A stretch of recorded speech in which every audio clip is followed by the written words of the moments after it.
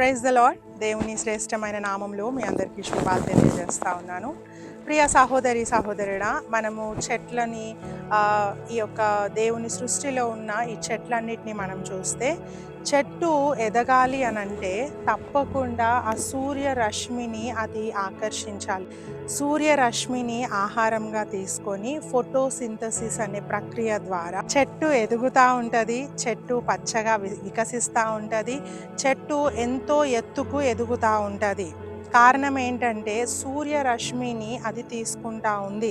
సూర్యుని ద్వారా వచ్చే ఆ యొక్క వెలుగును, ఆ కిరణాలను తీసుకొని ఫుడ్ ప్రిపేర్ చేసుకుంటా ఉంది చెట్టు అనేది. సో ఒకవేళ నాకు సూర్యరశ్మి వద్దు, నాకు ఎండ వద్దు అని చెట్టు రిజెక్ట్ చేస్తే ఏమైపోతుందంటే చెట్టు చనిపోతుంది, ఎదగదు, పచ్చగా ఉండదు, ఎండిపోతుంది. అది మంటలో వేయడానికి మాత్రమే పనికొస్తుంది కానీ ఫలాలు ఇవ్వదు. ఇన్ ద సేమ్ వే దేవుడు కూడా మనకు ఎన్నో ఇన్స్ట్రక్షన్స్ ఇస్తూ ఉన్నాడు ఆయన పరిశుద్ధ గ్రంథం ద్వారా. ఈ యొక్క ఇన్స్ట్రక్షన్స్ని, ఈ యొక్క దేవుని యొక్క కట్టడాలను, న్యాయ విధులను, ఆయన యొక్క ఆజ్ఞలను మనం మన జీవితంలో తీసుకున్నప్పుడే మన జీవితము ఫలిస్తుంది. లేకపోతే మన జీవితం ఎండిపోతుంది, నాశన మార్గానికి వెళ్ళిపోతుంది.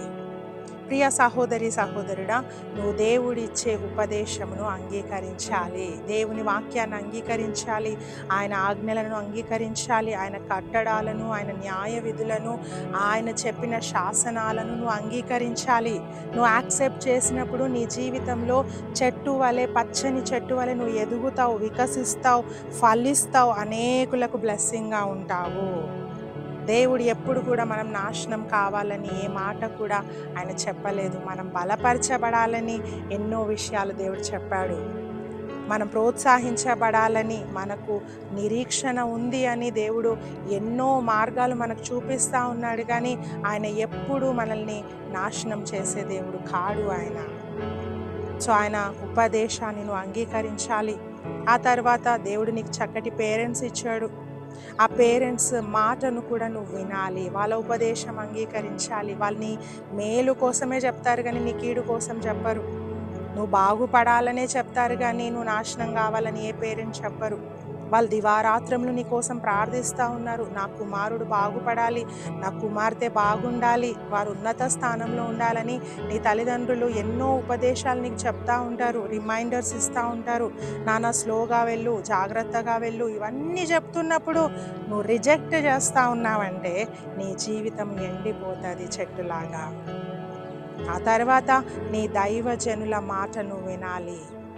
నీ ఆత్మను కాపాడుతూ ఉన్నారు వాళ్ళు, నీ ఆత్మ రక్షింపబడాలని వాళ్ళు దివారాత్రములు నీ కోసం ప్రార్థన చేస్తూ ఉన్నారు.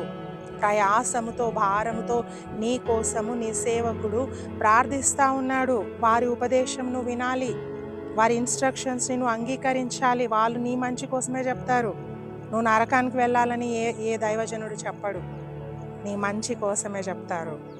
నువ్వు దేవుని రాజ్యానికి వెళ్ళాలని, నువ్వు పరలోకంలో వారసునిగా ఉండాలని, నువ్వు దేవుని బిడ్డగా జీవించాలని, నువ్వు బాగుపడాలని, నీ జీవితం పచ్చగా ఉండాలని ప్రతి సేవకుడు నీ కోసం ప్రార్థిస్తూ ఉన్నాడు. ప్రతి సేవకుడు నీ శ్రేయస్సు కోసమే మంచి మాటలు చెప్తా ఉన్నారు. వినండి, వాళ్ళ మీద గ్రడ్జెస్ పెట్టుకోకండి. వాళ్ళేంది నాకు చెప్పేది, నేనెందుకు వినాలి అనుకుంటే నీ జీవితము చెట్టు వలె ఎండిపోతుంది. సూర్యరశ్మిని చెట్టు నిరాకరిస్తే చెట్టు ఏ విధంగా ఎండిపోతుందో, మంటకు మాత్రమే పరిమితం అవుతుందో, కేవలము ఆ పొయ్యిలో కాల్చబడడానికే ఉపయోగపడుతుందో, మన జీవితము ఒకవేళ దేవుని ఇన్స్ట్రక్షన్స్ని మనము నిరాకరిస్తే, తల్లిదండ్రుల ఇన్స్ట్రక్షన్స్ని మనం నిరాకరిస్తే, దైవజనుల ఉపదేశమును మనము వద్దు అనుకుంటే మన జీవితాలు ఎండిపోతాయి. మనం నరకానికే పాత్రులం అవుతాము, ఆ అగ్నికే మనం పనికొస్తాం, ఇంకా దేనికి పనికిరాము. సో నో, ఈరోజు దేవుడు చక్కటి ఉపదేశం మనకిస్తూ ఉన్నాడు. వాక్యం చదువుకుందాం. సామెతలు 10వ అధ్యాయము 8వ వచనము. జ్ఞానచిత్తుడు ఉపదేశమును అంగీకరించును, పనికి మాలిన వదరుబోతు నశించును.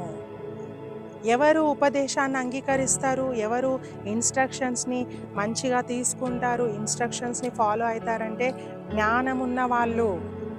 వదరుబోతులు, పొగరుతో ఉన్నవాళ్ళు, నాకెందుకు, నేనెందుకు పాటించాలా, నువ్వు చెప్తే నేనెందుకు వినాలా అనుకునే వాళ్ళు నశించుదురు అని వాక్యం చెప్తా ఉంది.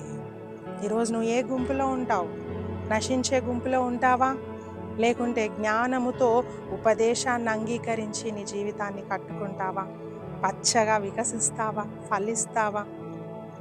ఈ భూమి మీద అనేకులకు మేలుకరంగా నీ లైఫ్ ఉండాలి అంటే నువ్వు తప్పకుండా జ్ఞానమును, ఉపదేశమును అంగీకరించాలి. God bless you.